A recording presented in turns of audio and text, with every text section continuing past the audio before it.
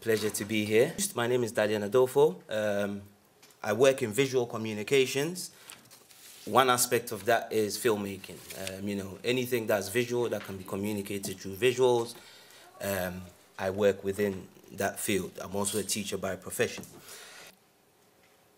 I won't necessarily describe all my films or artwork that I do as acts of spiritual devotion.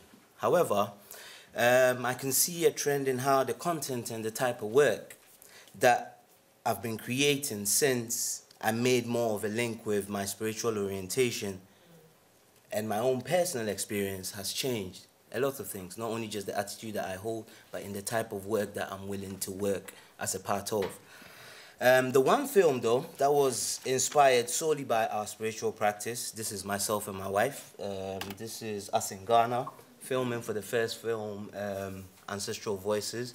This is Boti Falls in Ghana, which is itself a body of water that is dedicated to an entity. And one of the interesting things we found when we were filming was this a baby snake that just appeared randomly out of nowhere, and it was just swimming through the water while we were filming.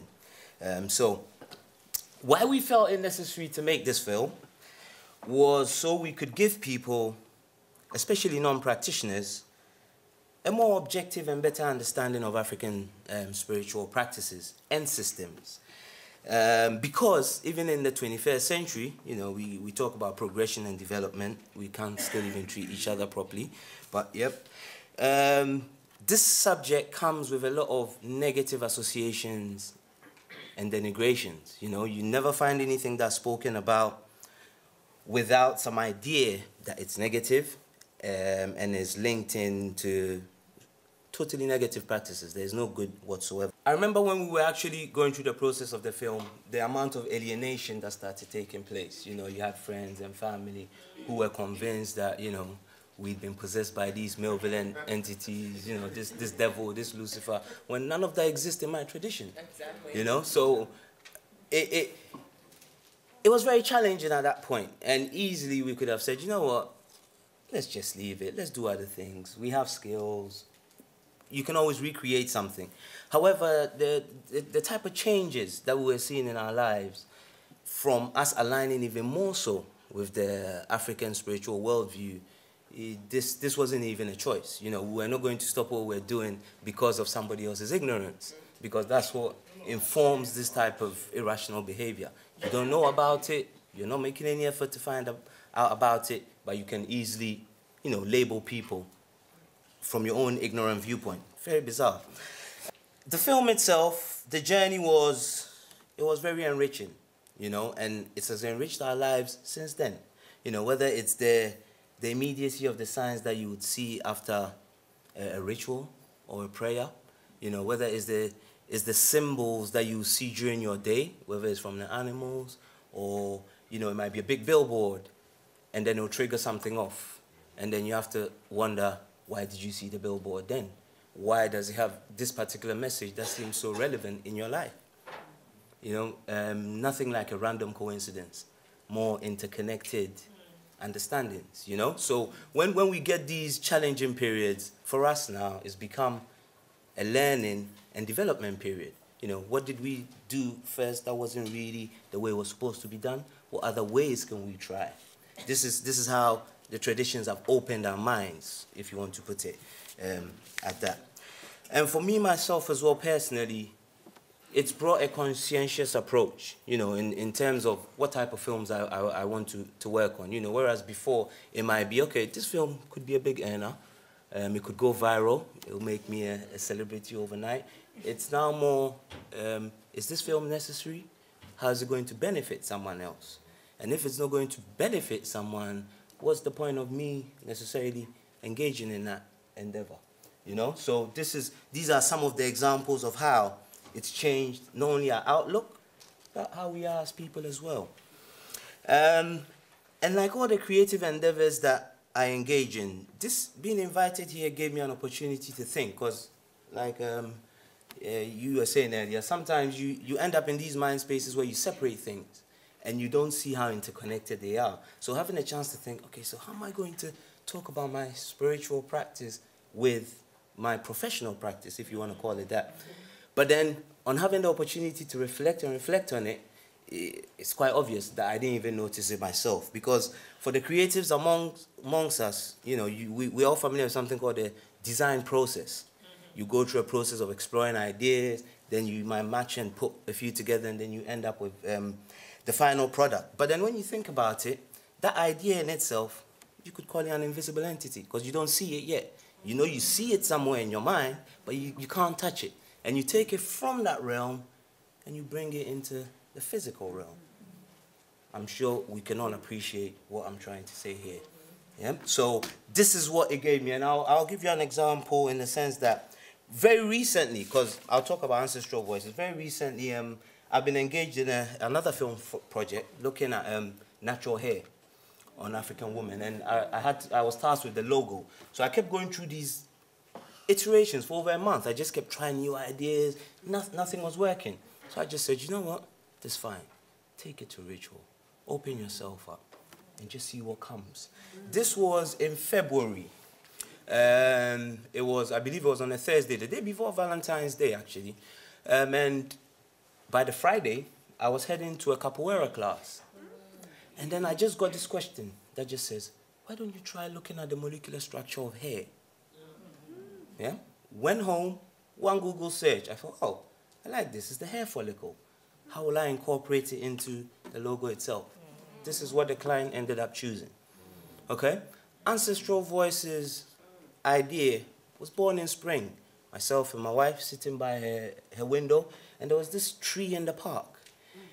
And just the bird activity that just kept going on around this tree, sometimes from the tree back to a windowsill, informed the conversations we had. Next thing, we had an idea. We thought this is the idea we'll run with. But through going to Ghana to film, meeting different practitioners, see, the idea had its own life. We thought we knew what the final product would be, but it took us a longer journey. And this is, I guess, the exhilarating aspect of opening up and surrendering to this force, because this force, you're always connected to it, you know? And as a result, by having too much of it, I'm in control, I'm going to do this, you don't need to call the health department. I can tell the difference between, I'm not going crazy with voices, yes? What is my own critical and analytical mode of thinking, and what is also something else that is coming in because I've invited it in. I'm well versed in my craft to know that. And I leave it open. And more often than not, this is where the answers come to guide me to the solutions that we're looking for. We're working towards a sequel to our film, where we want to give an overall structure to African spirituality. Because no matter where you go across the continent, whether you're working with the Zulus or you're going back in time, BC, to the people we call the ancient Egyptians, to how it's manifested in Haiti right now, or Trinidad and Tobago, you will find at least 4 core themes, which have never changed. We're talking about continuity through time, and now through distance, of people who may have never met each other. But there's something core. To me, that's a system. Put your hand up if you're a practitioner and you can get paid time off for work holidays in the West. See, no one's put their hands up. Hindus get the Diwali. The Buddhists can get off for the New Year. What's the other one? Jews, yes? What's happened to the African? And I'll give you an example. Christianity, I can do this with all the other religions. Maybe 2 main ideas. The 10 Commandments and Jesus Christ as an archetype. But even with Jesus, some say he's a prophet. Some say he's the Son of God. The SDAs will say you only worship Jesus on a Saturday. The Jehovah's Witness will say something else. But under the label of Christian, they get particular rights and privileges that gets afforded them. How about the African systems? I know some people are against the term African spirituality, but in terms of, because, you know, they pick out the national identities, but or even the tribal identities, which we don't even know if were given by the British or anyone else. We don't even know if, you know, this is what we Africans would refer to ourselves. So It's going to be a big project, and from hearing what everyone has said, what I can say is, how can you help make it happen? It doesn't have to be financial at all.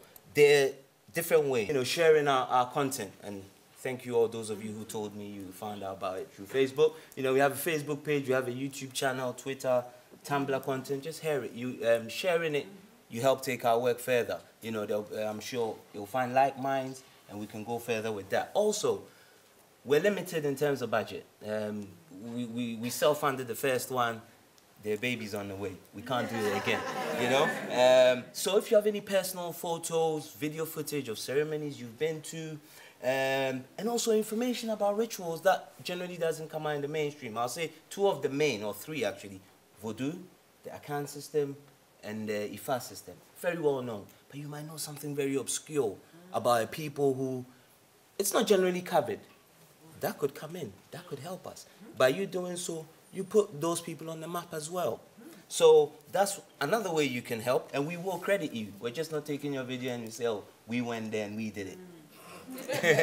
Everybody gets the due credit.